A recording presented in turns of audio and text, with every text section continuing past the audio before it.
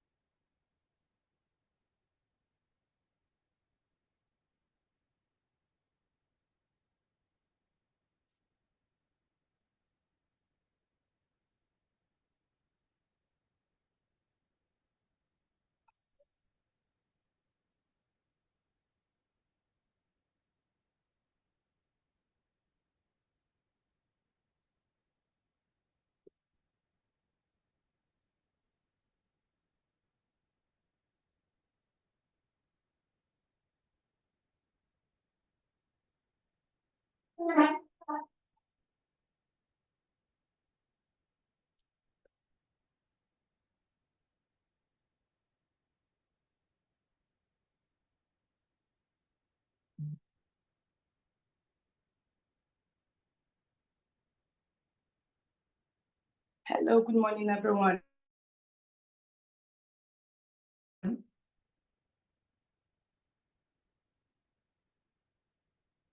Good morning.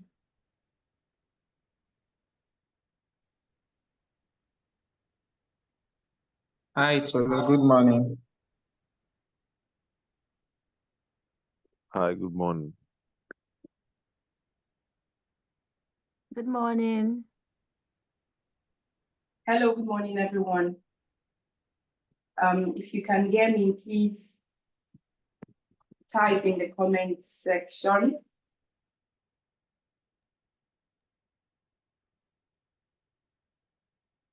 Hello, Wasilat, good morning.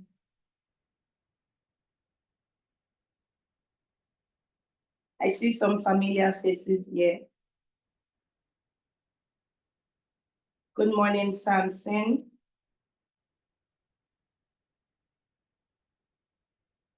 Good morning, Emmanuel. Thank you for joining. Good morning, Obaloluwa. Okay, it's 10:02. Good morning, Mary. Good morning, Marilyn. Good morning, Victor.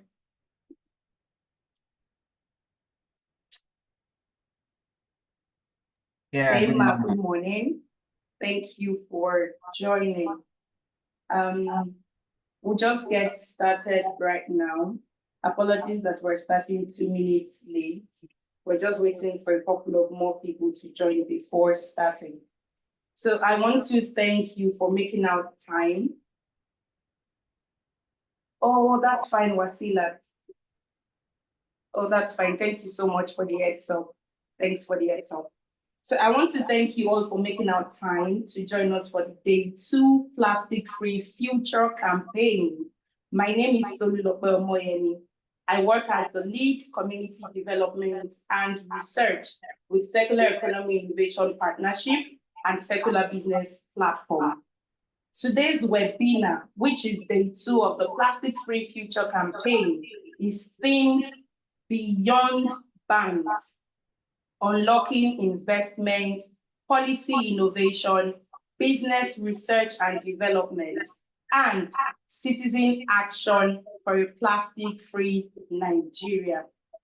I believe that it is important that we are considering this theme, this topic Beyond Bans, as Lagos commenced yesterday the full-scale enforcement of its ban on single-use plastics below 40 microns in thickness. So it's important that we, all gather, having experts in the different sector and different value chain, come together to talk about, okay, yes, the ban is here and here to stay.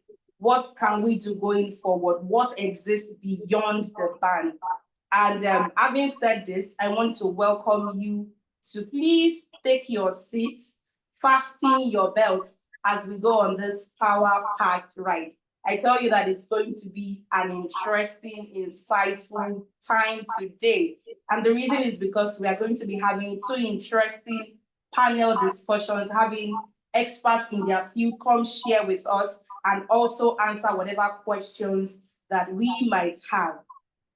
On this note, I'm going to call on Nina Malo Afani, if she's on the call. I saw her on the call earlier. She's the Chief Innovation and Growth Officer for Clean Tech Hub, to please take the opening remarks. Nina, are you on the call? Yes, I am. Good morning, Tolu. Okay, thank you. And thank you everyone for joining the call this morning, the webinar this morning. Good morning once again. Distinguished guests, our partners, colleagues, and advocates. It is a great honor to welcome you all to this timely and important webinar hosted under the Plastic Free Future campaign. Our theme this year, Beyond Bans, Unlocking Investment, Policy Innovation, Business R&D, and Citizen Action for a Plastic-Free Nigeria. reflects a critical shift in how we must now approach the plastic crisis in our country. For years, the conversation around plastic pollution has largely centered on bans and restrictions.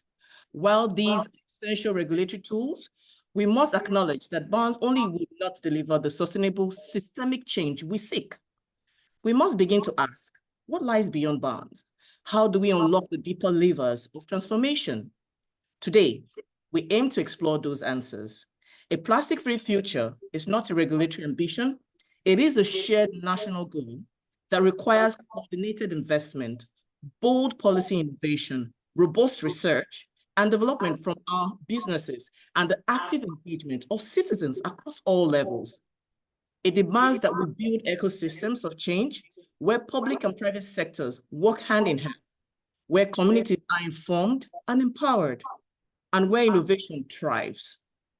This webinar brings together a dynamic range of voices from government, private organizations, academia, entrepreneurs, and youth leaders, each offering a unique perspective on how we can turn the tide on plastic pollution. We are here to listen, to learn, and most importantly, to act. Thank you once again for being here and for committing your time, expertise, and passion to this course. Together, we can chart a bold path forward for a cleaner, healthier, and plastic-free world. Thank you, everyone, once again for joining us in this webinar. Over to you, Tolu.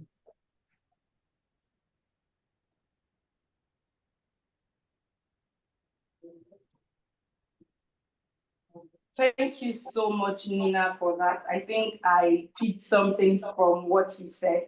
Plastic-free Nigeria is not a regulatory ambition. Instead, it's a shared goal. And I believe that as we have come together to be a part of this webinar, we're going to get more informed as to the benefits and how we can even partake in ensuring that Nigeria becomes a plastic-free country. Like I said earlier, we're going to be having two interesting and insightful panel discussions. And trust me, we have experts in their fields that are ready to dish out to us based on their experience and their expertise. Without further ado, I'm going to go ahead to introduce to us the first panelists for the first panel discussion. I don't know if I have access to share my screen, but could you please? Hello. Oh, okay. Thank you so much, Abalolua, for that observation. Please, if you're not speaking, kindly do well to mute your mics so that we can have a great time together, a great 1 hour, 30 minutes time together. Thank you so much.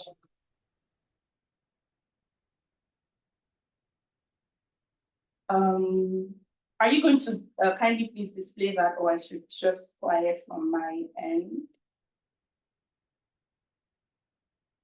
Okay, so for the first panel discussion, we're going to be having interesting conversations, like I said, with experts in their various fields, dishing out to us from their experience, from their expertise, and also from the lessons that they might have learned working in this space, especially as it regards plastics and the ban of the plastics. The first that I will be introducing to us is Rita Idehai. Please pardon me if I murdered your name. Rita Idehai is a geoscientist and pioneering social innovator. She works at the intersection of sustainable waste management, social inclusion, and technology. She's the founder of Ecobarter, a company that is leading Nigeria's transition to a circular economy by building systems to collect, tokenize, and transform waste into new products. Ecobarter built sub-Saharan Africa's first reverse vending machine, an ATM for plastics and cans. Please, if you're not too busy, do well to use your emojis, to just welcome our panelists as I read out their bio. Through Ecobarter, Rita also supports clusters of local community women and youth to build back their lives using waste as a resource. Rita is an industry leader who serves as the president of the Recyclers Association of Nigeria and was once the general manager of the Edo State Waste Management Board. She has won several local and international awards, testament to her talent, expertise, and innovation. Please let me see the emojis coming in. Thank you, Biliki. So let me see the emojis coming in. You're welcome, Rita. I am quite familiar with Rita and the amazing work she's doing. Thank you so much, ma'am, for being a part of today's conversation. The next panelist I am going to be introducing to us is none other than Professor Abimbola Agbejule. So Abimbola is a graduate of Business Administration from the University of Lagos and an MBA holder from the University of Leicester, United Kingdom, with specialization in quality management. She has about 2 decades experience in banking, spanning brand management, strategic planning, digital banking, corporate sustainability, sustainable finance, and impact investing. I told you we're here with fully packed people. She started her career with Bond Bank, which later merged with 5 other banks to form the Sky Bank in 2006. She joined WEMA Bank in 2015 as head of strategy and moved to become the project manager for WEMA's award-winning digital banking flagship platform, that's the Alert, in 2016, and later became the head of commercial for Alert by WEMA. She's currently the head of corporate sustainability and responsibility department at WEMA Bank, with focus on developing and implementing solutions that will effectively impact the society, environment, and business. She has been in the forefront in driving inclusive socio-economic initiatives with focus on making impact on youth and women. Some of the initiatives include Alcoholics, a gathering of radical minds coming together to develop solutions to pertinent problems in our environment, leveraging on digital technology. She has also led several women empowerment initiatives, which include capacity building, skill acquisition, mentorship, and financial inclusion and literacy. Abimbola has attended and facilitated several management and leadership programs in strategic management, digital banking, sustainability, and ESG. ESG is environment, social, and governance. Abimbola leverages her positive energy to encourage and develop others around her. She hopes to use her untiring commitment and dedication to make positive impact in all spheres of life. Thank you so much, Ma'am Abimbola, for being a part of our conversation today. I'm going to go next to read the bio of our next panelist, and that is Mr. Chukwudi. Please permit me with how I'm pronouncing these names. Engineer Chukwudi E. Umambuisiapo. So Engineer Chukwudi holds a master's in environmental science with specialization in waste management and petroleum technology from the South American University, bachelor's in civil engineering from Enugu State University, and is a member of the Nigerian Society of Engineers, a current registered engineer in civil and environmental engineering. He has participated in many certificate online environmental and climate management courses and is an astute professional with over 21 years experience in environmental management and pollution control issues. He is an assistant director in the Inspection and Enforcement Department, National Environmental Standards and Regulations Enforcement Agency, NESREA. He is also the desk officer, Plastic and Wood Waste Control. He is the national focal person for the GEF Africa POPs Free Plastic Project, and he has vast experience in environmental compliance, monitoring and enforcement, environmental and social impact assessment, design and management of solid waste facility.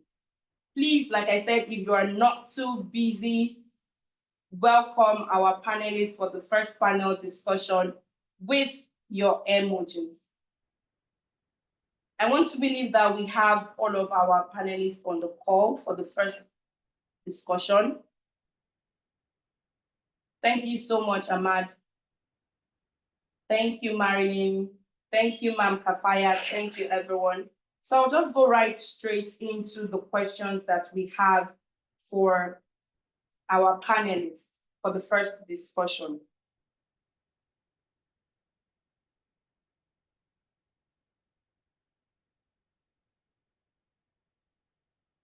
So my first question is directed to Ms. Rita.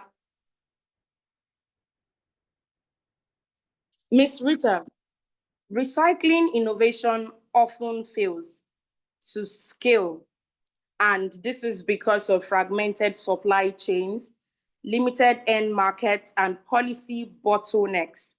From your experience, ma'am, what systemic levers, whether it's financial instruments, market aggregation strategies, or the reverse logistics infrastructure, are most critical for mainstreaming tech-enabled recycling solutions in Nigeria, taking a focus on the work that you have done so far and on your role as the Recycling Association Nigeria president? Over to you, ma'am. Thank you so much, Tolu. Can you hear me? Yes, ma'am. Okay, great. So I feel like you asked me a question and you answered it also, honestly. But thank you again for the opportunity to share, the work that I am doing with Ecobarter and just in the entire recycling space in Nigeria. So I think some of the very systemic things that need to be done to scale recycling, especially technology-enabled recycling and circular economy in Nigeria, like you said, is first of all, organizing the markets and the industry. So right now, when people say recycling is new in Nigeria, I tend to tell them no. Like even when I was growing up, 30 years ago, I've always known about the exchange system, but it's just always has been informal in Nigeria. So it means that there is a large informal space. There are a number of the players in this space are in the informal, system. And some of the things that we need to do, or I think, in fact, the most important thing that we need to do is find a way to aggregate the players and bring them, cover them in the formal space. So more or less like formalization of the recycling industry. So I think that that's the first thing that needs to be done. And for that to be done, there needs to be a lot of policy implementation, not just policy formulation, but implementation. And as always, as I say, I'm happy that with me on this panel is also Engineer Chikoti. So there is something that is called the Extended Producer Responsibility Act that we have in Nigeria, which mandates producers of some of this packaging waste. Because when we say waste, most times, I think about 28%, if not more, of the waste that we mostly always complain about are from the packaging space. So this act has mandated that these people come together and, form an alliance to buy back or to just make sure that their waste is not causing pollution in the environment. And so one of the ways that we can, one of the instruments that we can use in getting or formalizing the space is to leverage on this instrument, this extended producer responsibility instrument, and make sure that the major producers, the major importers, the people that are putting this waste into our ecosystem are held responsible for, funding all of the initiatives that we need to do. That's on one side, right? So for policy implementation, driving, and just, ensuring that EPR is mandated is one tool that we can use to bring the informal space together. So that's one thing. And you also had mentioned about reverse logistics. So when we talk about waste, because it's waste, the value is never going to be the same way it is, when the material is new.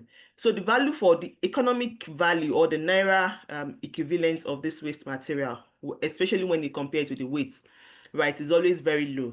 So it means that even if social enterprises like my business, Ecobarter, if we go into collection of this waste material, because collection is an essential part for a recycling and circular economy, if we go into it, it is mostly never at a profit, because whatever money you think you would get from selling the recyclables would not even cover for the logistics. So still building on the EPR, there's a need for these producers that already have a large network of trucks on the road, right, to be able to have a system, a reverse logistics system that collects back the waste material and takes it back to the factory. So you see that we've mentioned formalizing the informal space. We're talking about reverse logistics, but the main instrument that is going to make most of these things possible is the EPR. That's the extended producer responsibility. Something more or less just, you know, for people that don't understand, like a system that makes sure that it is the polluters, it is the producers that are paying for all of these initiatives. Then I think on the third one that I want to now mention and speak specifically to technology is, so when we say technology, we know in Nigeria, yes, there is increasing internet penetration, there is increasing familiarity with technology, but also there is increasing cost of data, right, and cost of even smartphone devices, which means that, yes, as much as technology is now becoming available, people are not so inclined to use it because it's becoming more expensive,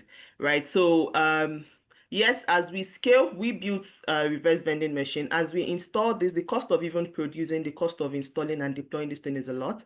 And again, it brings us back to the EPR tool, which is supposed to, be a financing mechanism, right, to deploy some of these solutions. And beyond deploying this solution, it is another, strategy that we can adopt to scale tech-enabled solution is to ensure that there is a lot of noise, a lot of sensitization, a lot of education for just the general populace. People need to know that the waste that you're trashing is value, right? And then these are places, these are technology tools, these are systems that has already been put in place by government, by producers, by recyclers, where you can return your waste. So yes, for me, I think just to wrap it up, reverse logistics definitely is a systemic tool that we can use in scaling recycling, but also the need to formalize the informal sector and make sure that whatever solution we're coming up does not displace them, but brings them into the fold, because we need to leverage on their existing network. And then the third one is, increasing sensitization and financing to deploy these tech-enabled solutions across our cities. So thank you so much.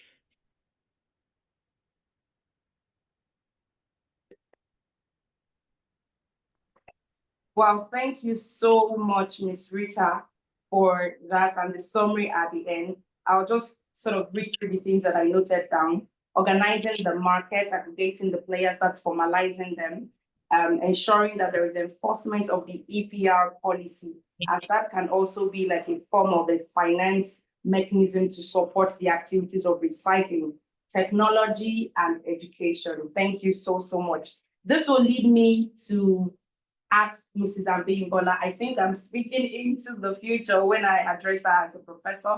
Mrs. Abimbola, thank you so much for joining. I'll be asking the next question and directing it to you. So, ma'am, traditional credit risk models, right, often sideline circular economy ventures, and this is due to their perceived uncertainty. Many times I've heard a couple of people say that, oh, any work that you're doing in the environmental space is more of social, right? So this is the perception of uncertainty.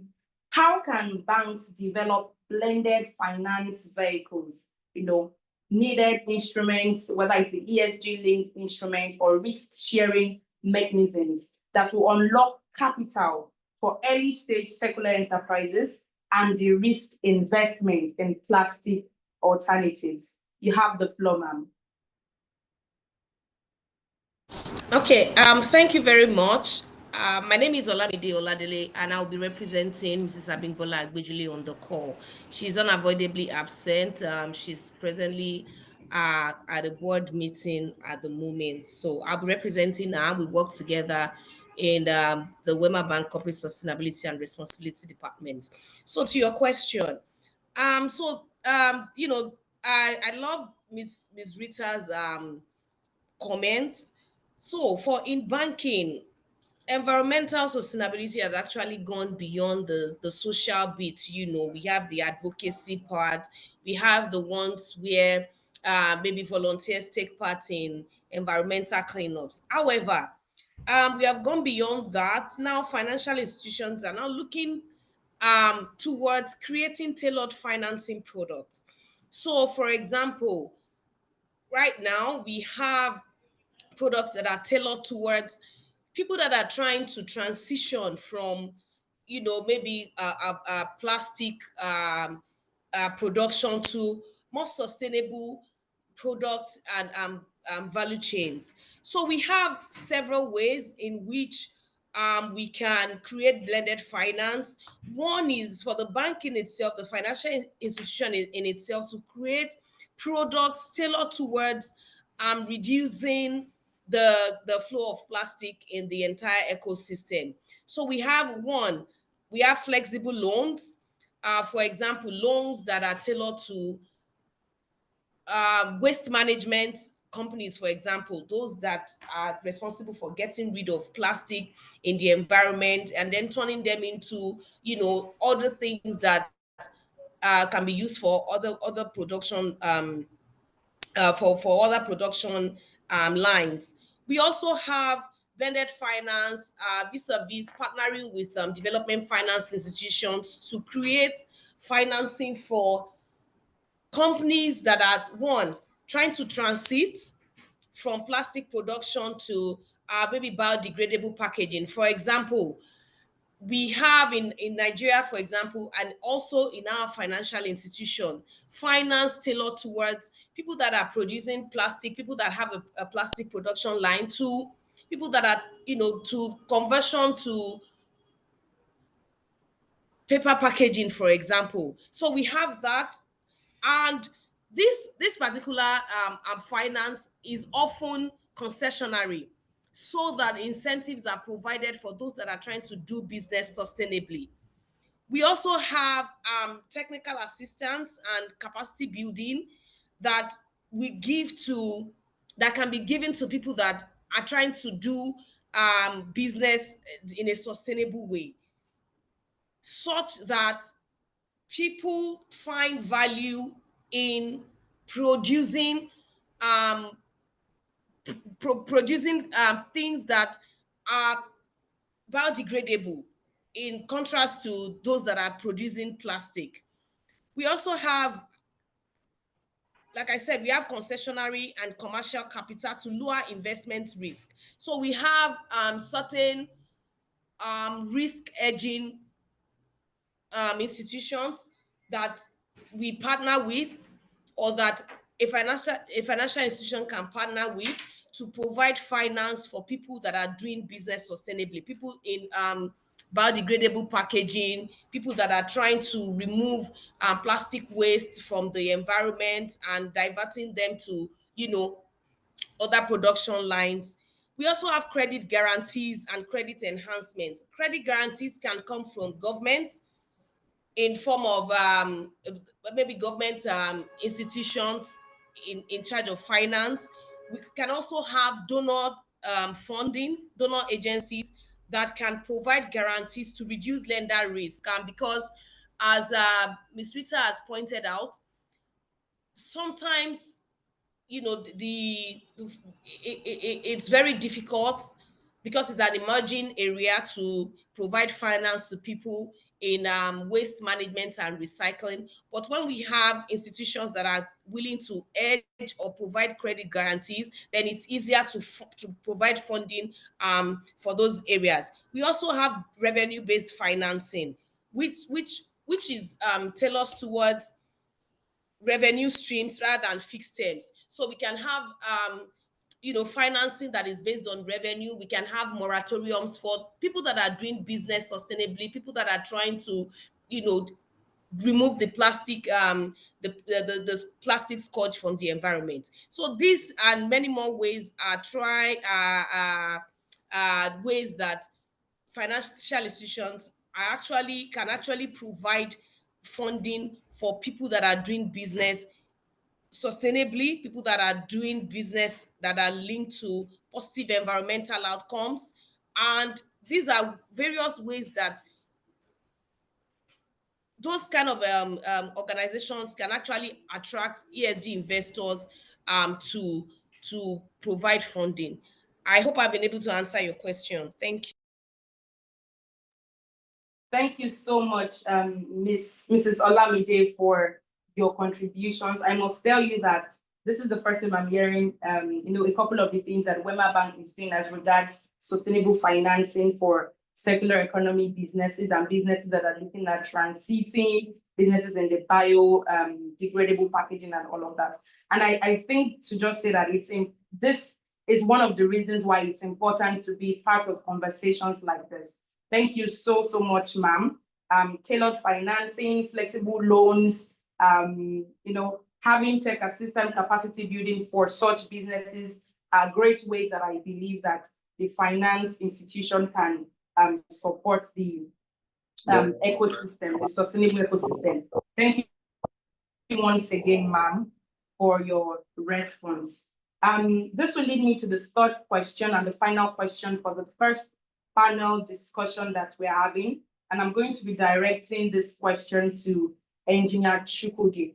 Sir, policy bans alone often falls short of driving lasting change. And I want to make reference to what Nina said earlier. She said, plastic-free conversations, plastic-free policies and actions is not just a regulatory ambition.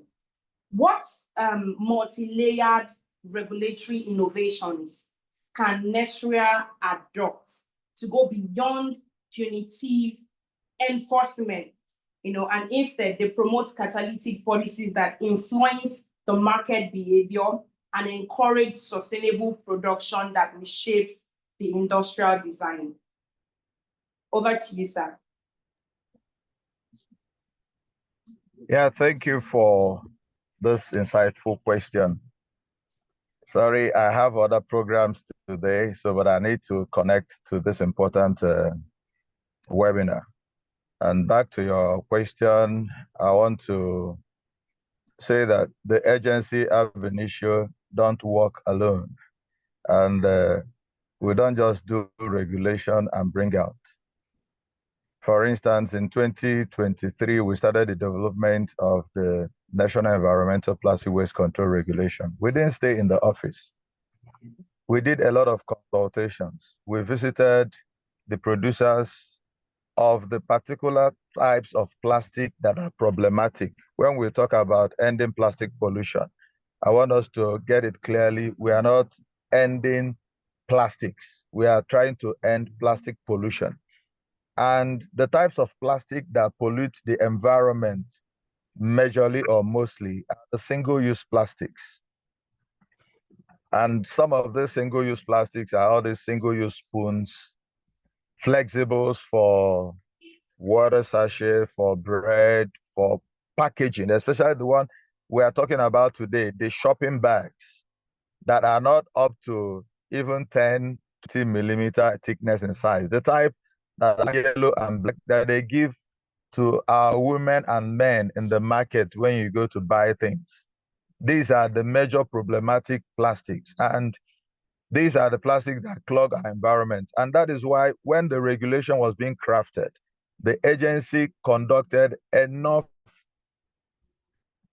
visits to the producers and also engaged in stakeholder engagement with the stakeholders from the states to the national until when that regulation was finalized. So the best way to handle it is not regulation alone. We're handling it from the source, whereby the producers are also asked to rethink, are informed to rethink and redesign their kind of packaging in such a way that at their end of life, it will be easily picked up, recycled into a better packaging again.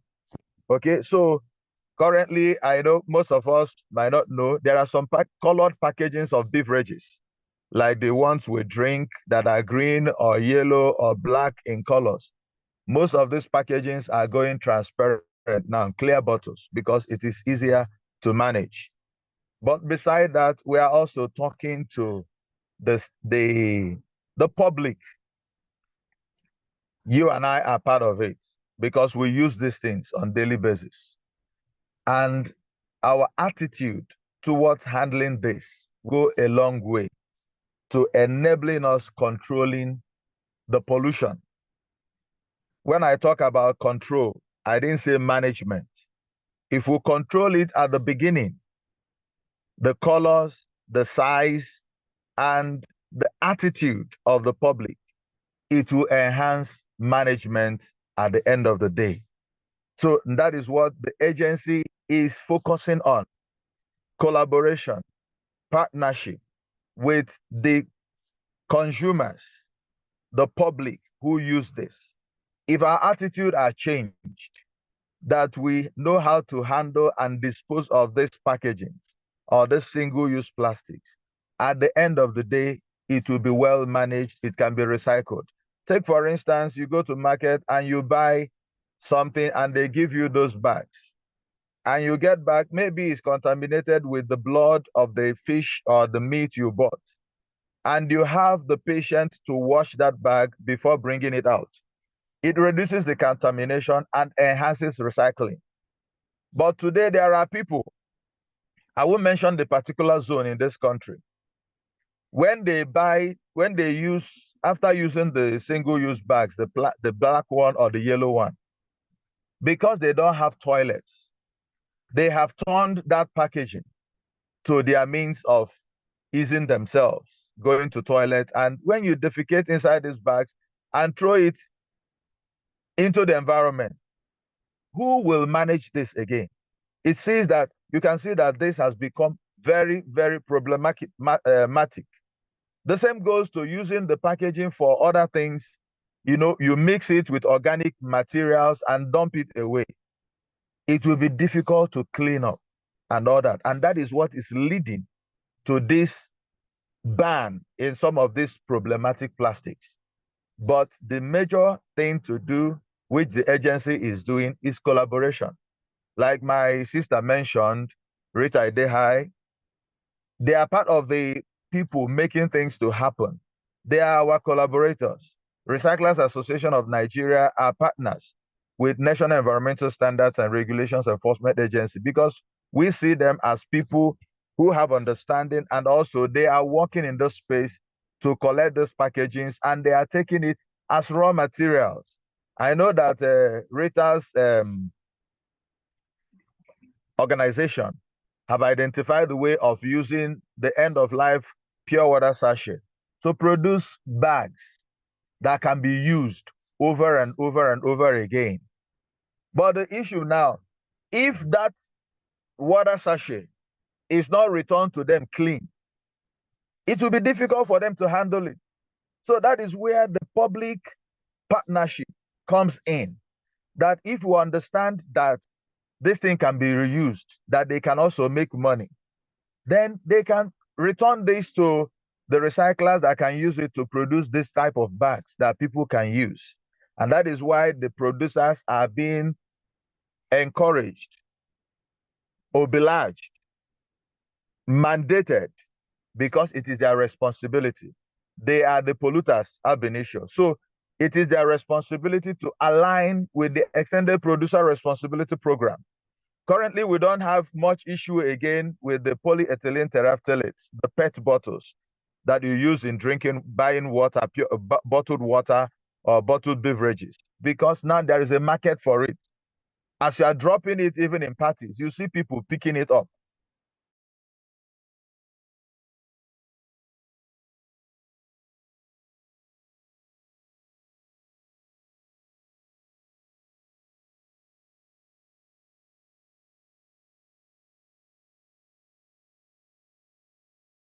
Immediately, either to sell it or fura denunu and all that.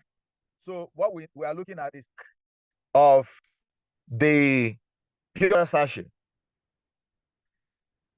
When they incentivize it, you see a lot of people bringing it, but we are still talking with them to ensure that this happens. And also, the black and the yellow bags will be difficult to recycle because of their thickness, and it will be difficult to collect. So that is why the agency is also supporting the 40mm micron that Lagos people is talking, even though we are aiming at 50-80, because that is very thick, like the Baco Super Sacks. They can be recycled and reused over time. But those ones that are less than 40 will be difficult to collect, because if you tell somebody to bring a kilogram of those kind of single-use plastic, it will be difficult. to get a kilogram. But if it is incentivized better, then people, school children, people at the homes can bring it back in such a way that they can be reused again. So let's think about this. The agency is not focusing on regulation, but we need to bring in regulation so that when people have decided not to comply, then enforcement will come. But our major concern is controlling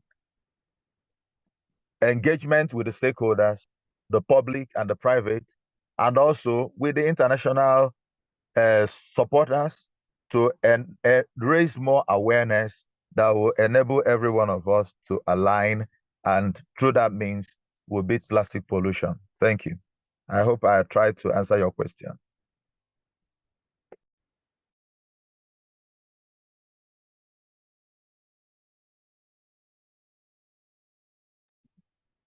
Hello, you can unmute and talk to us. We can hear you.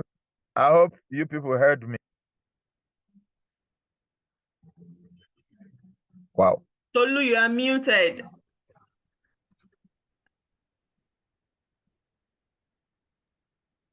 Yes, we heard your discussion. Thank you so much.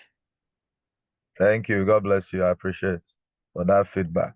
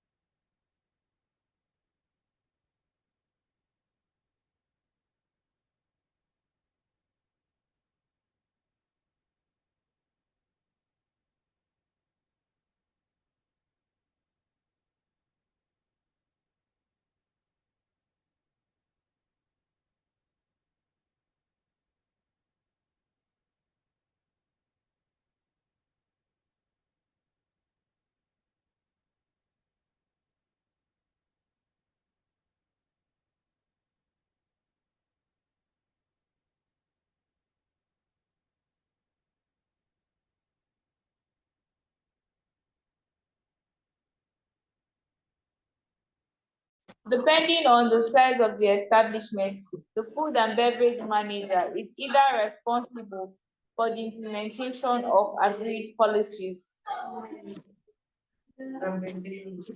Depending on the size of the establishment, the food and beverage manager is either responsible for the implementation of agreed policies. Get out. Get out. Get out. Get out. Implementation of agreed policies or for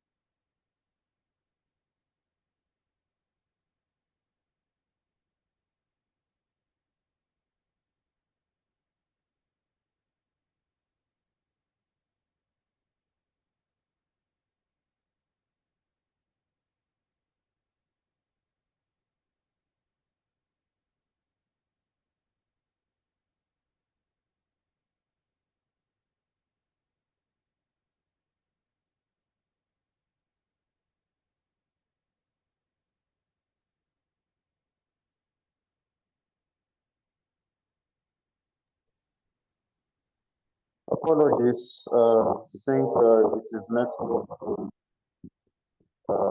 reception from my end. We're trying to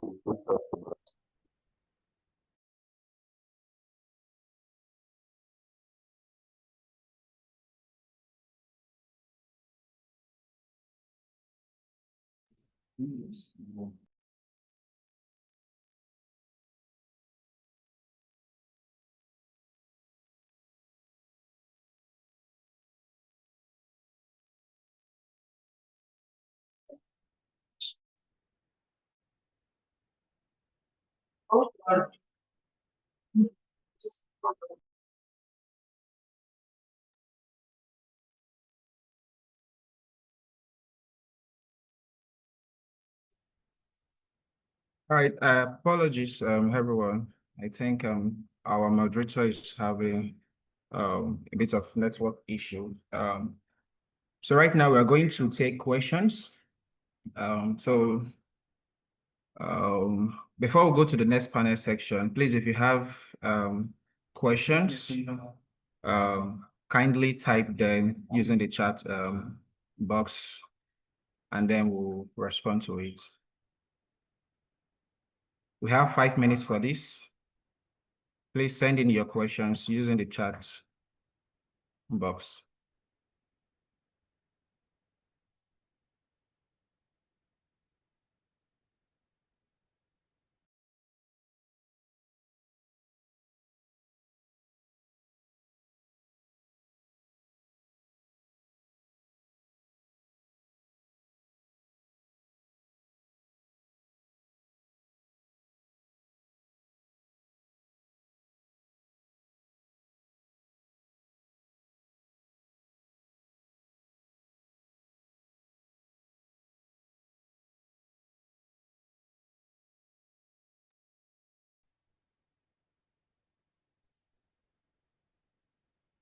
All right, I can see your comments. Mr. Larry said, thank you all panelists for a very insightful contributions. Can we please type our key takeaways using the chat box? What are your insights? What have you learned from the 3 panelists that have spoken?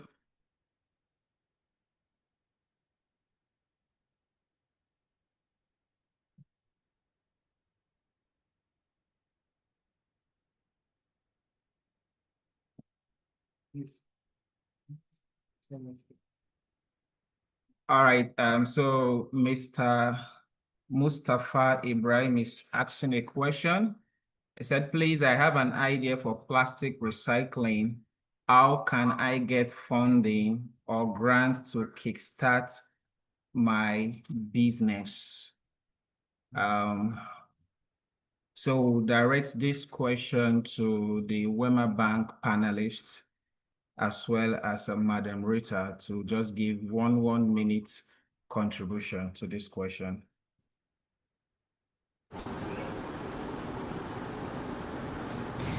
So, Madam Okay. Rita, okay, go ahead. Okay, let me go first. Thank you very much, Mr. Mustafa Ibrahim.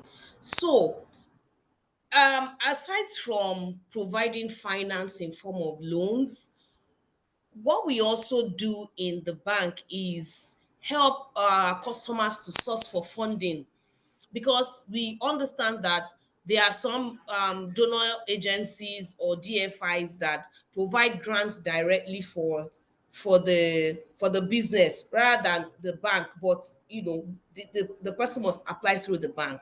So what we did is, you have to have your business proposal. Always be ready to present your business proposal. Show that what you're doing.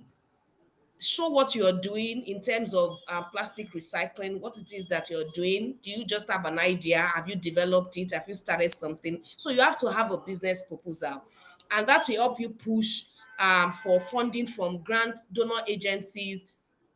They're all over the place. You can search on the internet, or if you have a relationship with a financial institution, you can go to them and ask. It's one of the things that we do in the bank, helping businesses that are doing recycling, or organizations or enterprises in recycling, to look for grants, rather aside from the funding that we are able to provide for them. You can also get funding if you have a business, and we in the bank can establish that your business is profitable. We can also provide funding, will be payable but concessionary for your business. So that's one of the many ways. And then another thing we do in WEMA Bank, which also answers a question that I can see in the panel, is that we bring people together, people that have idea. The program is called Alcoholics. So it's to provide solutions in terms of solving for the SDGs. So it's called Alcoholics. So what we do is ask people to bring different ideas around, climate change and global warming, things around recycling and waste management. So bring your ideas, you present them, and if your idea is valuable, we've had people, that are using pure water sachet to manufacture shoe polish and so on and so forth, that has come to Alcoholics and have gotten some funding from that. So please be on the lookout. We are going to be having the next one soon. So if you have such kind of solutions, develop a strong proposal. I think that's the first step.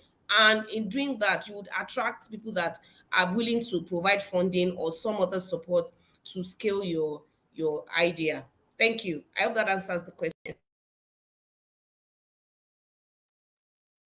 Yes, so and just to follow up on that is from a startup or an idea perspective, there are opportunities for everyone, right? So if you go into, when I started in 2017, in fact, some of the platforms I used very early on was opportunitydesk.org. But these days with, AI, with just Google, you could literally put it on Google to say opportunities for plastic recycling companies. So there are opportunities for even your idea, but, your idea cannot just be in your head, even though it's at an idea stage. You need to have written it out properly. So yes, a business plan, but most people don't even read, except for maybe banks. Most development organizations right now that would want to give you grants would know, they mostly never ask for like a full-on business plan. They ask for a pitch deck, which is like a 13-page, high-level PowerPoint presentation of what's your idea or what your current solution is. They ask for a pitch deck. You have like a 1-minute video describing your motivation, the problem you're solving, and things like that. So you need to think it through. If it's at an idea stage, you need to think it through. How big is the problem that you're solving? What is your solution? How innovative is your solution compared to existing alternatives, right? And then just look for those platforms and those development organizations that are funding solutions to the problems that you're solving. So off the top of my head, for example, in Nigeria, there are platforms like the Tony Elumelu Entrepreneurship Fund, entrepreneurship program. Every year, I think between January and March, application is open. Just like Mr. Lamde also said, banks, I know WEMA Bank has, I think Access Bank has the Womenpreneur for Women. In fact, even CTH, they have the She Sustain program that I was even a part of the first cohort. So there are all of these programs that you literally just need to search online, Google, your AI platforms, LinkedIn, Twitter, just search and you would see these opportunities. And yes, it might not be a lot, but ideas also, like businesses or solutions in their idea stage, also have some programs dedicated to them. But I would like to leave you with, please, for me, I think my rule of thumb is you should always apply with something a little bit more than an idea. If you have an idea, you should be able to try it out in the smallest, minute form to be able to establish some proof of concept. You stand a better chance. You open yourself to way more opportunities if you've proven your concept in whatever format compared to if it's just an idea that is on paper. So yes, that's it. So grants, yes, business competitions, and of course, maybe when you get to the developed stage, if your business is growing already, your unit economics makes sense. You can then approach banks for, loans or some other programs that they have. Thank you. I think the two speakers have said it all. There's nothing much you're looking for. They are the experts. They are the private sector people. Those are the ways you can get grants and support. But let discipline lead the person that is looking for this. Don't just aim big. And when you start, maybe small money you get, the person run away and start looking for a house that you will build.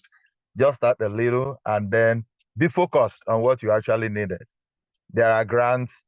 The government might not be able to give you fund, but they can connect you definitely to these private people. That's where you can get these grants and work with it. But make sure you have your right documentation and all that will enable people to identify you and know where you are. Thank you. All right, thank you. So I'm going to hand over back to our moderator, Ms. Tolu. So thank you, over to you. Yeah, thank you so much. Apologies for that. My network device went off. That's what happened. Apologies for that. Thank you so much to our speakers. Thank you, Ma'am Rita. Thank you, Ma'am Olamide. Thank you, Engineer Chukwudi, for your time and for also answering questions. I see that we still have a couple of more questions in the chat box, but I'll just ask that we go into the second round of the panel discussion so that we have more time to answer whatever questions that we might still have. Thank you to the panelists of the first panel discussion once again. I'll go straight to introducing the panelists for the second panel discussion. And the first person that I have here to introduce is no other than Mr. Callisto. Yes. Okay. So, Mr. Callisto,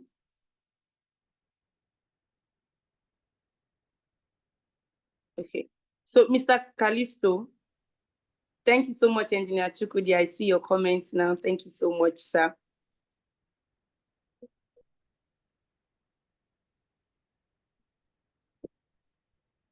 Mr. Callisto, Dr. Martin Callisto Friend is the Global Value Chains Lead at Circle Economy Foundation.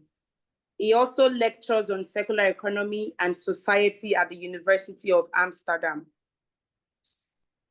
He has an interdisciplinary...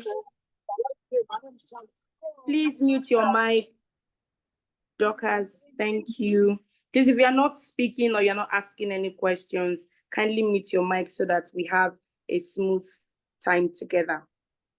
So Dr. Martin has an interdisciplinary academic background in international development studies, environmental governance, and urban studies from Utrecht University, the University of Melbourne, University College London, McGill University, and the Autonomous University of Barcelona.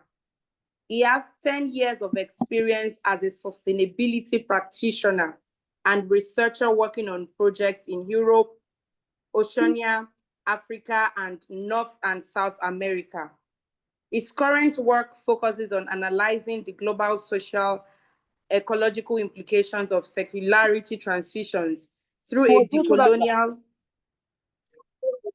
Host, can you please mute Dorcas?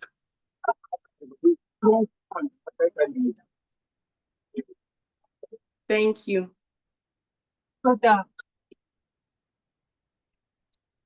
His work focuses on analyzing the global socio-ecological implications of circularity transitions through a decolonial and degrowth lens, as well as developing policies and strategies to foster a socially just and sustainable transition at the local, national, and international levels. His publications are openly available on ResearchGate and Google Scholar. Please, let's, with our emojis and reaction, welcome warmly Dr. Callisto to the panel session while I read out the bio of Professor Kafayat. I think this second panel discussion, we have more of academians. So Professor Kafayat is a professor of energy and environmental engineering with over 18 years cognate experience in the energy and academic space. She's an expert in energy planning and analysis, energy modeling, as well as energy policy formulation. In addition, she possessed the knowledge and experience in project monitoring and project life cycle assessment, that's LCA. She currently heads the Energy Research Center in the university, where she advised the Vice Chancellor on all energy matters in the university. At the Research Center, she leads 2 research groups, one, the Energy Modeling Research Group and the Energy Efficiency Research Group. These groups have been in the forefront developing research proposals, and she has served as the technical lead for the World Bank multi-million-dollar solar hybrid power plant under development in the university. She was the head mechanical engineering department, where she successfully managed her team to secure full accreditation status for the program and also commenced postgraduate degree programs in the department.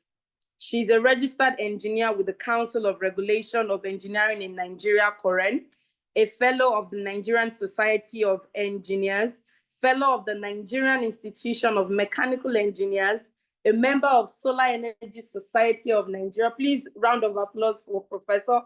A member of Association of Energy Engineers, and a mentor at the Council of Women in Energy and Environmental Leadership, CEWL. Please, let's give a warm welcome to Professor Kafayat. You are welcome, ma'am.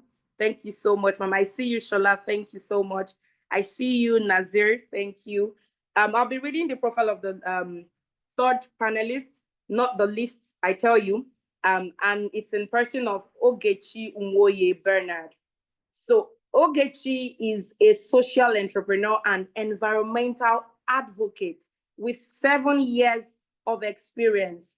She holds a Bachelor of Arts from the University of Nigeria and the Master's International Law and Diplomacy from the University of Lagos. In addition to being an alumna of the Academy for Women Entrepreneurs, which is an initiative of the US Mission in Nigeria, she's a LEAP Africa Fellow, a Womanpreneur alumni, a Global Changemaker Fellow, and a Civic Tech 2024 Fellow. She's the founder of Ecocyclers, a youth-led social enterprise in Enugu State. She thrives in solving issues of environmental sustainability in communities and promoting waste management and recycling awareness. Our mission is to drive meaningful, transformative environmental change in communities in Enugu, especially in building socio-economic opportunities for women and youths who are unskilled and underskilled. Please, let's welcome all of the panelists to the panel session as they take their seat. I must tell you, reading the profiles of the different panelists that we have, it opens my mind to the reality that, oh, you don't have to necessarily be in the science space before you can contribute, impact, or do great things towards environmental sustainability. I believe that you agree with me, ranging from, law to energy to admin and all of the different diverse academic degree holders that we have here. I must say that it doesn't require a particular degree for you to contribute sustainably to environmental sustainability conversations. I say welcome to all of the panelists again. Thank you so much for making out time to be a part of this second discussion on this webinar. Without further ado, I'm going to go straight to the questions that we have, and I'll be directing my first question to Dr. Martins Callisto. Dr. Sir, from Amsterdam's donor economy to Chile's extended producer responsibility schemes, and also considering that a lot of conversations on this call has been around, EPR, the policies, the producers taking responsibility. Also, we have global success stories showing that circular systems thrive when policy, markets, and data work in sync. How do you think Nigeria can translate these models into action in a context shaped by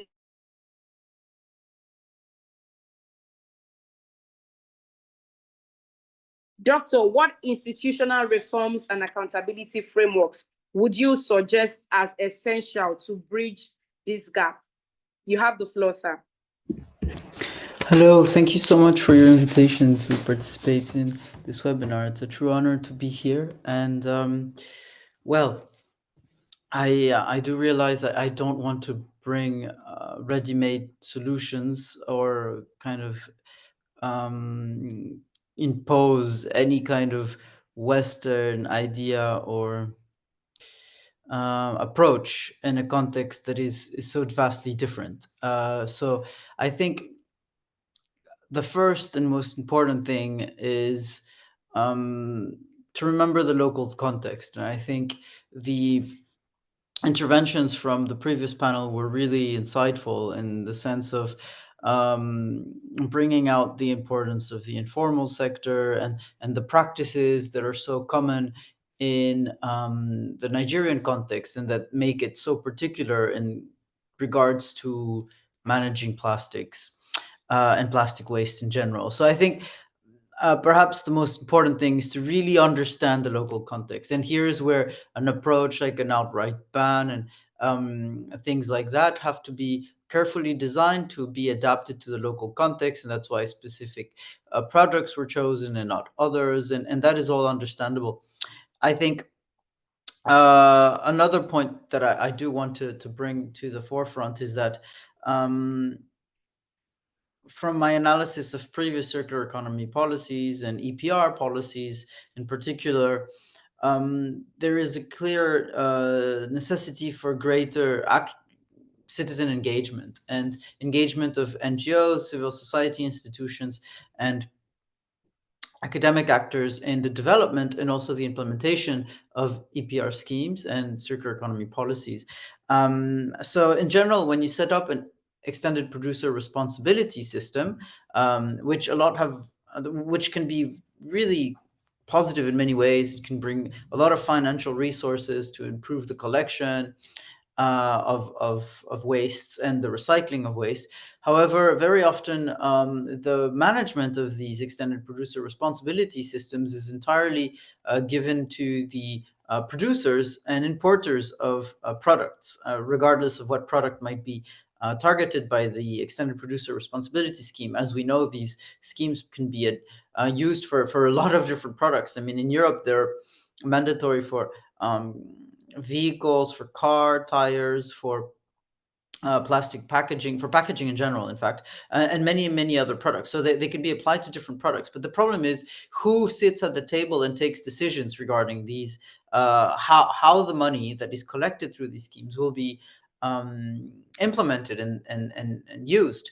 And very often what happens is if you only have producers and importers there, they will choose the cheapest options possible and not the most sustainable ones or the most socially inclusive ones. And so what happens in Europe very often, and this is they just collect all the waste and export it to the global south or to other countries where it is cheaper to recycle or cheaper to just throw into the environment. So very little is known regarding what happens to these waste after.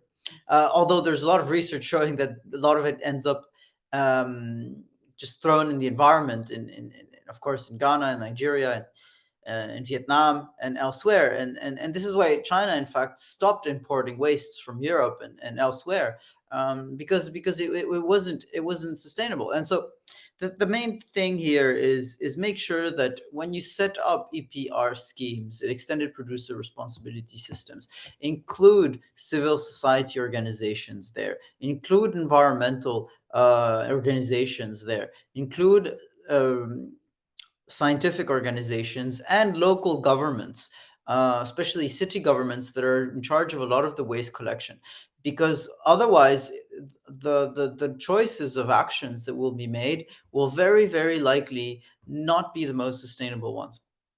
And you really need a strong government oversight to make sure that these funds are well used and sufficient.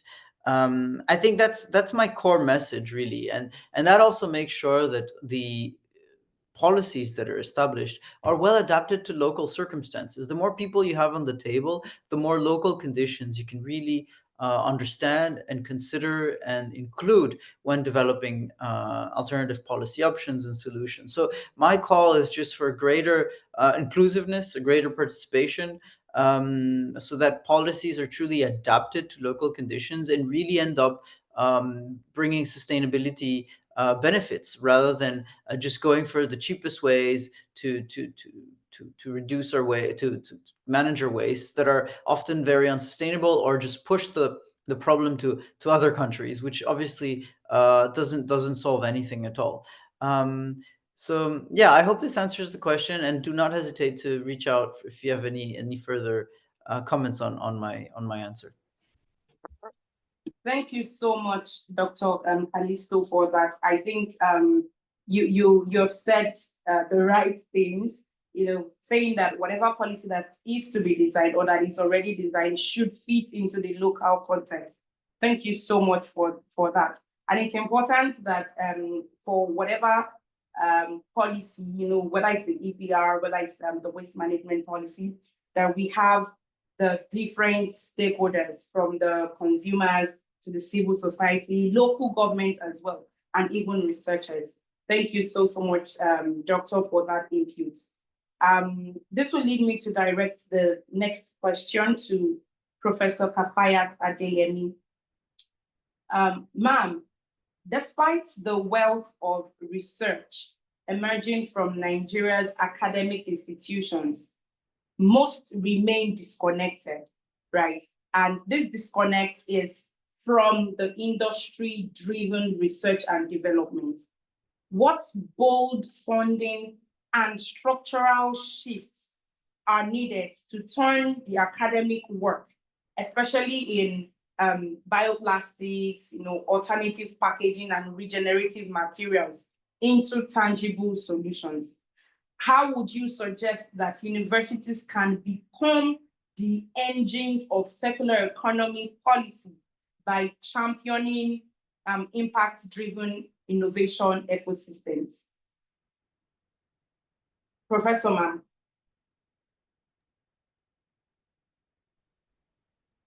Good morning once again, and thanks for your question. The four speakers that had, can you hear me?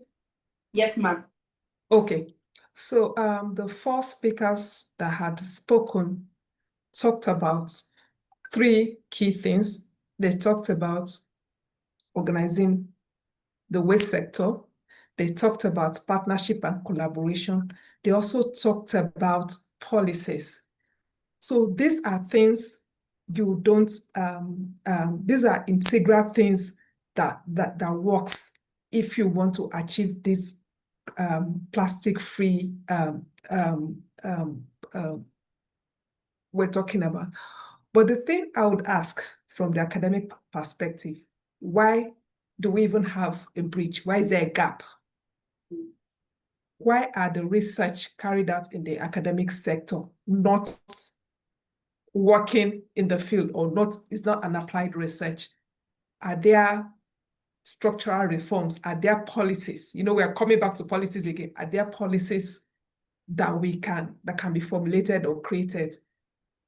Are there funding available? Because we say universities, what does a university do? Solve problems, solve national problems.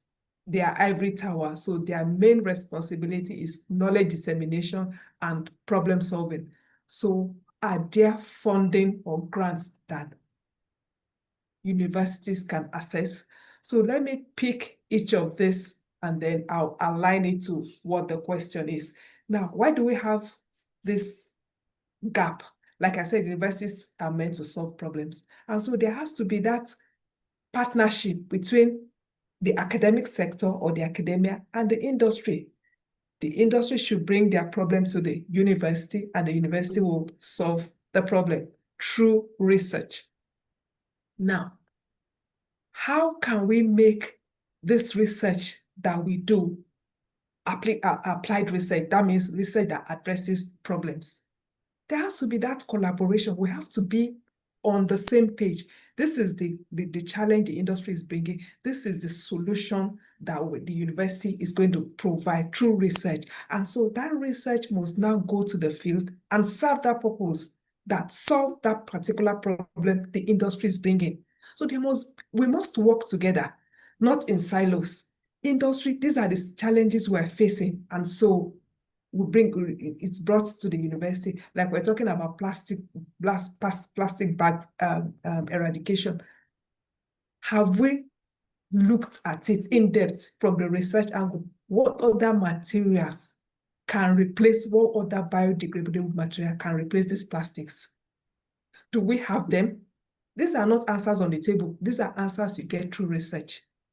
Are the industries, are the government ready to fund this? Because you can't talk about research without funding. They are interlinked. Are there incentives for industries that are ready to partner with institutions, that is universities, in the area of research? for example, an industry brings a challenge to the university, and the university needs certain equipment, materials, and all of that to carry out the research. Are there incentives from policies by government that, oh, okay, any industry that is actively involved with research in the university has tax breaks on importing equipment and all of that? Are there those policies or frameworks that would encourage or motivate industries to actually engage actively? And then there should be alignment of stakeholders.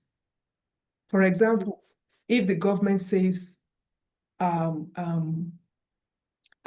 end plastic use by so year, that's a policy.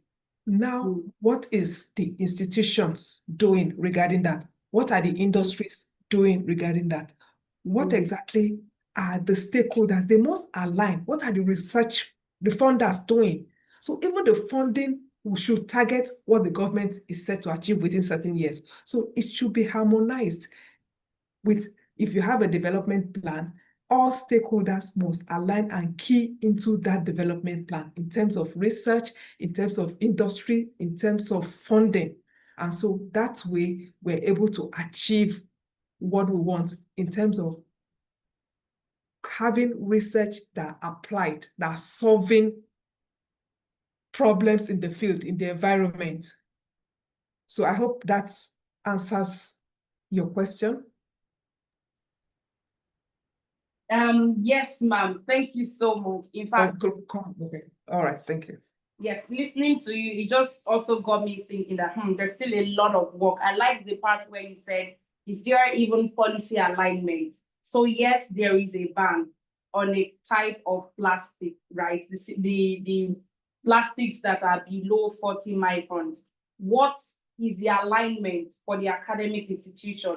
What is the alignment between the academic institution, the industry, the government, to ensure that there are alternative measures? This, your response also just got me thinking, and I'm sure that it has also got the participants that are in the room as well thinking as to, how can we work things together? How can we bring an alignment across the different value chain actors in this ecosystem? Thank you so much, ma'am, for your inputs and contributions. I'll be asking the last question, and I'll be directing it to Miss Ogechi. Miss Ogechi, I know that you are a social entrepreneur, being the founder of Ecocyclers, also being an environmental advocate. How do you engage businesses and community? Whether it's the government, academic institution, how do you engage them to move beyond token CSR efforts, towards meaningful plastic reduction practices and strategies, right? Also, if you can also speak to, what strategies that you have found in the course of your work and in your 7 years experience that have worked, especially for industries that have deeply embedded use of plastic for their everyday operations. The floor is yours, ma'am.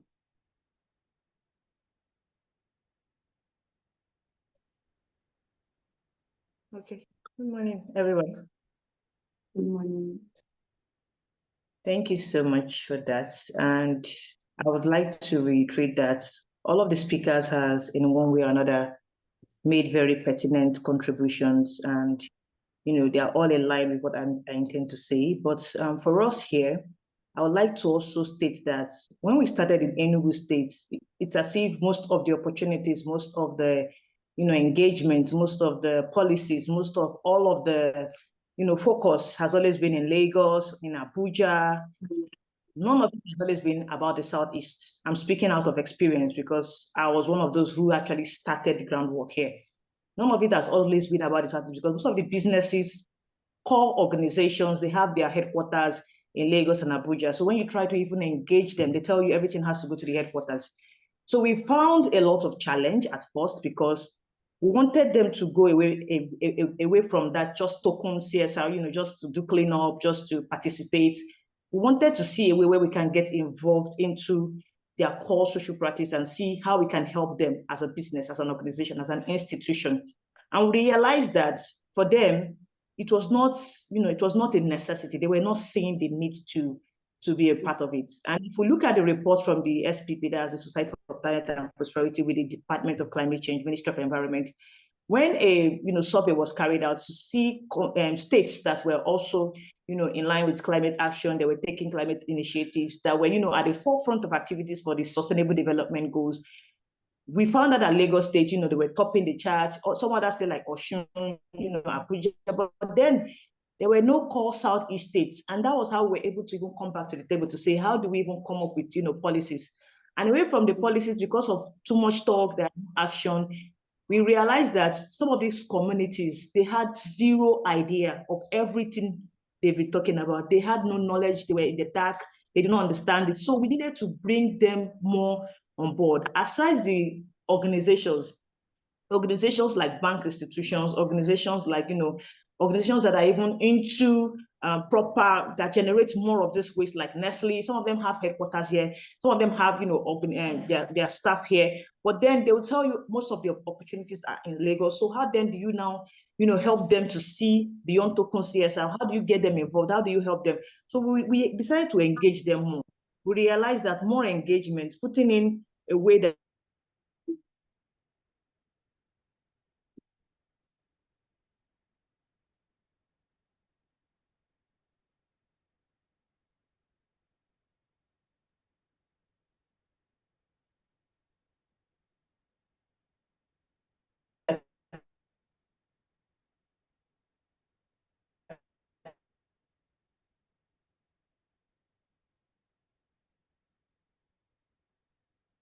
replace some of the disposable cups they use in their office. So we started to come up with ways.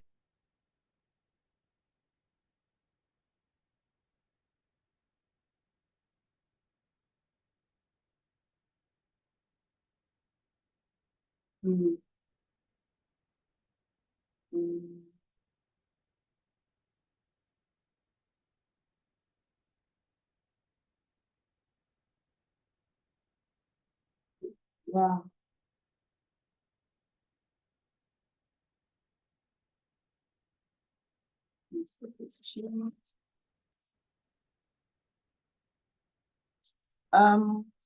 I think Miss Ogechi's network is not so stable. I don't know. Please, can you confirm, or am I the only one that can't hear her? I think our network went off. Oh, she's back. She's back. Welcome back, ma'am. Sorry, apologies. The network threw me off. So I was saying we had to just engage on advocacies. Trust me, we did a lot of groundwork when it comes to community engagement. We did a lot of groundwork when it comes to even institution engagement. To engage these people means that we're starting from the bottom. We're starting from the scratch. So the strategies that worked for us was to, continue to advocate, continue to put it up in their faces, continue to help them with alternatives. Like the last speaker, Dr. Kafe had said, she was saying, what alternatives do we even really have? What if we say we want to ban single-use plastic? What are the alternatives? Are they readily available? Where can they be sourced? What can be done? Those are the issues. So when local organizations like us come up with solutions, we are saying, okay, we don't have it all figured out. We don't say that if it's banned today, look at the alternative already. But we are saying that, can you begin to reduce? Can you begin to reuse? Can you begin to help us, monitor your carbon footprint? Help us with, some sustainable practices that you can emulate in the workplace so that it can become a norm. And then also we did something impressive. We decided to engage more with institutions like the government institutions like Ministry of Environment and Ministry of Education.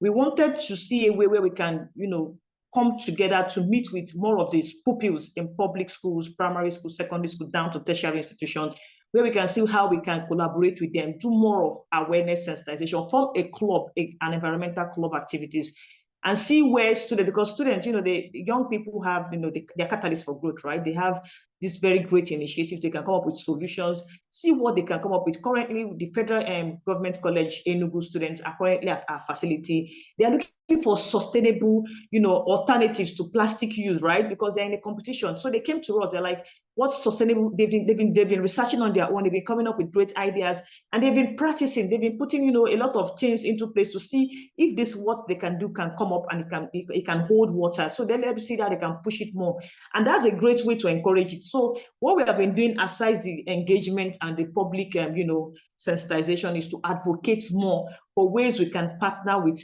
not just the government institutions, but also other, institutions that are of great value to the ecosystem here in Southeast.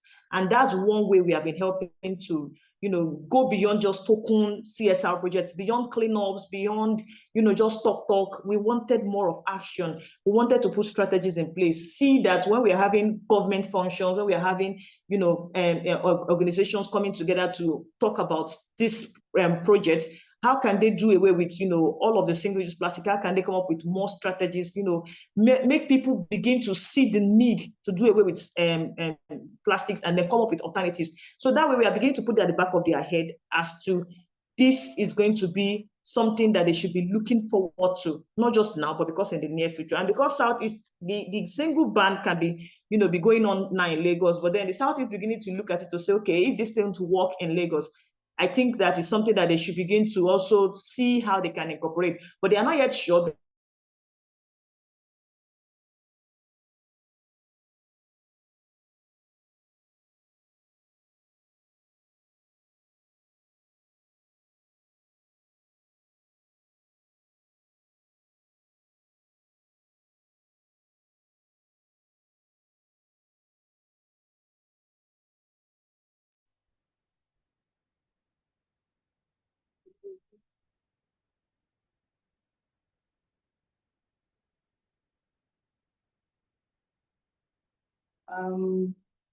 I think Miss Ogechi's network again.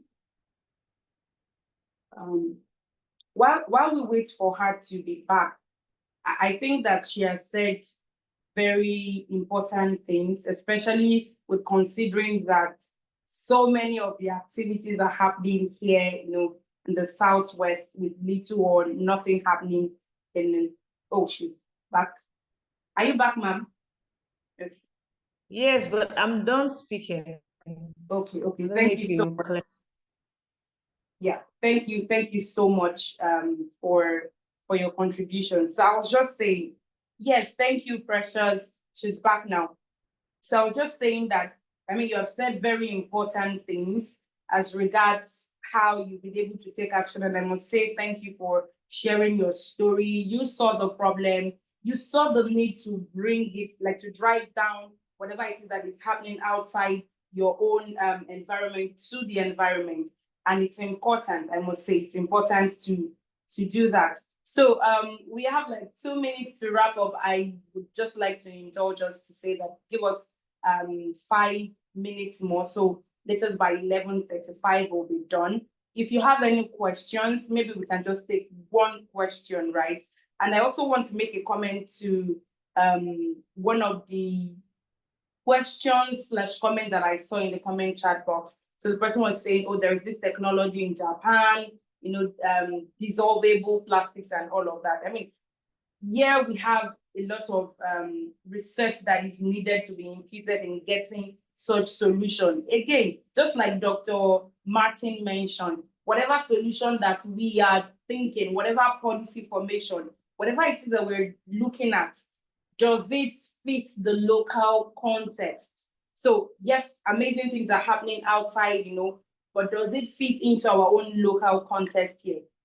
I'm still using this opportunity to see if we have any questions. We'll just take one question. If you have any question, please feel free to unmute your mic at this point to ask, or you leave your question in the thank you in the comments chat box. Thank you. Samson says action, action, action. Yes, action, action, action, action. It is. Okay, action. I have a question, a quick one. Okay. Yes, please. Just building on the foundation that my sister had really laid from Enugu State, it's not surprising to hear that I've been in Abuja and I'm within the agroecology space, also helping fight the climate issues. So this is the first time I'm engaging with that of plastic and other areas of climate environmental pursuits. So my question is, what are to be done for those in the eastern region? Because there are a lot of smart people. I studied in the east. I went to secondary school in the east and university. There are a lot of smart people I know. Very smart. Think of how many years ago, and then there are so many of them coming up right now that do not have opportunities to this. For us in Abuja here, we have a lot of conferences. Sometimes you even have to miss conferences and opportunities. You know, it started coming into Abuja recently. Before, it's only in Lagos and Ibadan. So what are these agencies like yours? What are they doing to help bring this message to the people in the East? Because no matter what, you cannot keep them away.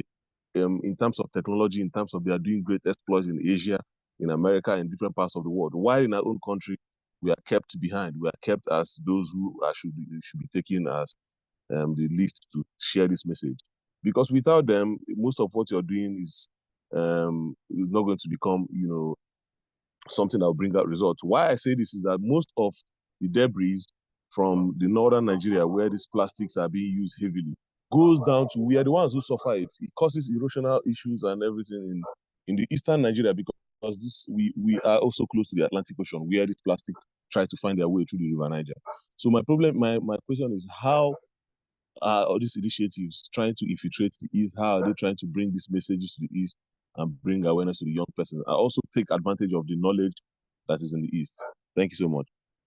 Thank you so much for your question, Samson. I think I'll let Ms. Ogechi answer this question if she's still on the call, and also Dr. Martin. So the question is, how do we bridge the gap? I'm restructuring. How do we bridge the gap such that opportunities, initiatives that are happening here in the western part of Nigeria, the southwestern part of Nigeria, can be taken down to the regions where little or nothing is happening, and there are smart, innovative young people that can actually put to good use these opportunities to create solutions. So, Ms. Ogechi, I'm trying to see if she's still on the call to answer that. If not, Dr. Martin, would you please answer the question? Yes, with pleasure. In the meantime, I'll do my best to answer it, although, of course, I am not an expert in that context. So, I think one of the key levers here is actually the potential to use the extended producer responsibility fees to help support local initiatives. So I've done quite a bit of research on external producer responsibility systems, and there's always a certain lack of investments from these systems in order to support new innovations. They tend to focus a lot on the big established actors and as I had said before, the cheapest possible solution really might that entail exporting the waste outside or just kind of incinerating it or landfilling it when it's possible. It's not always the most innovative approach. So I think what really matters here is focusing on a strong government regulation and a strong civil society and academic participation in extended producer responsibility systems, so they can also be used to support initiatives elsewhere and more and more innovative solutions, more sustainable options that might be a little bit more expensive, but that obviously brings so much more social benefits. So it's about a careful and well thought out use of that of the funds that are collected by the extended responsibility system, essentially. So I hope this makes sense, and yeah. Thank you so much. Yeah, thank you so much, Dr. Martin, for your comments. Just to add to that, I would say that for regions that don't probably have access to all of these opportunities, initiatives, just like Dr. rightly said, we can use the EPR tool, right, to bring down all of these opportunities and initiatives into such regions. And also to speak to what Ms. Ogechi said as to how she started. She saw the problem, then she started the movement. You know, I think it was also something that put in the comment chat box, action, action, action. So if you notice that, oh, the conversations are not so much in a particular region, you can be the champion, be the green ambassador, be the one to take such initiative, you know, to that region and get the young people with the creative and innovative mindset to get to work. You know, in the spirit of reflections, right, I noted down 3 key things as we wrap up for today. Number 1 is to take action that matters and fits into the local context. Whatever it is you're doing, whatever technology, whatever innovation, whatever solution, ensure you take action that matters and that truly fits into the local context. The second is continue engagement. You know, leveraging on what Ms. Ogechi said, at the point when they started engaging with these different stakeholders, the NESREA, they were not willing to be a part of the conversation. But with continued engagement, they were able to bring them on board. Advocacy matters, you know, continued advocacy for alignment, whether it's in policy formulation, policy implementation, whatever it is, there should be alignment and continued collaboration across the different stakeholders, because each and every one of us here, we are stakeholders and we need to do our own part.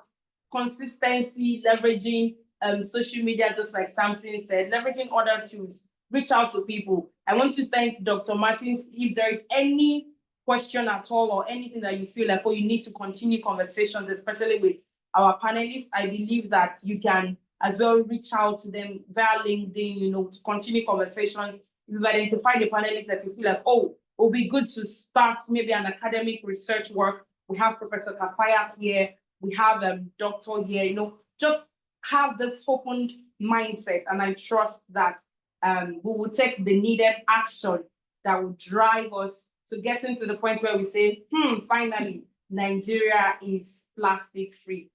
I want to thank you all for your participation. I want to say thank you so much for making out time. Do not forget, this is just day 2 out of the 3-day program that is set for the Plastic Free Future campaign. Tomorrow is another day. If you'd like to, you know, be a part of the movement, because I believe, I hope I'm correct, I believe that there is going to be a walk tomorrow in Abuja. Yes. So I don't know, also if we can get the link to be dropped in the comment chat box for as many people that are in Abuja. I hear Mr. Samson is in Abuja and I want to be a part of it, or he has people that he can, you know, just share this with for them to be a part of it. Be a part of the movement, be a part of the conversation. And I tell you, in no due course, we are going to together achieve our shared goal as we combat against plastic pollution. Thank you all for your time. Do enjoy the rest of your day. Bye-bye, everyone. Thank you so much, and bye-bye.